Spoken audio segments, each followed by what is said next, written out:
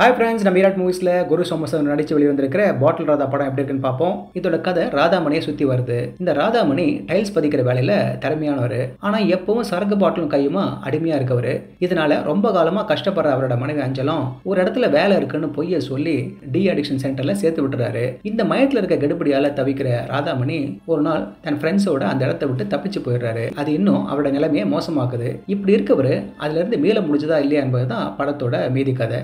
குடியினால அவங்களுக்கும் அவங்க குடும்பத்தாருக்கும் ஏற்படுற அவஸ்தைங்க அவமானங்களை வெளிப்படுத்துற மாதிரி நிறைய படங்கள் வந்திருந்தாலும் இது கொஞ்சம் அழுத்தமாவே பேசுற படமா வந்திருக்கு. படம் ஆரம்பத்துல ராதாமணி வேலை செய்யற இடத்துல என்ன நடக்குது, அவரோட பார்வை, குடிப்பழக்கத்தினால அவரை சுத்தி ஏற்படுற சம்பவங்களை வரிசை அடிக்கிட்டு கடைசியா டி அடிக்ஷன் சென்டர்ல வந்து நிக்குது.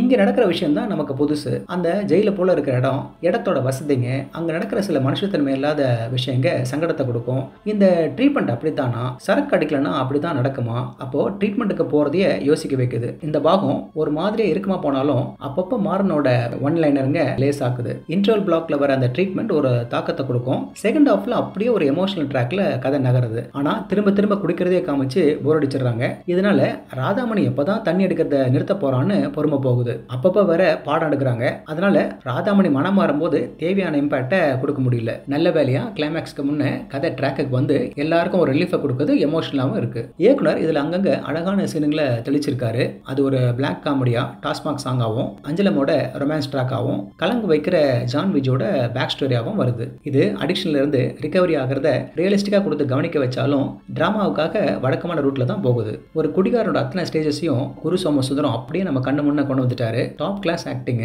அஞ்சலமா வர சஞ்சனா நடராஜன் ஒரு டிபிக்கல் ஹவுஸ் ஒய்ஃபா நடிச்சிருக்காங்க.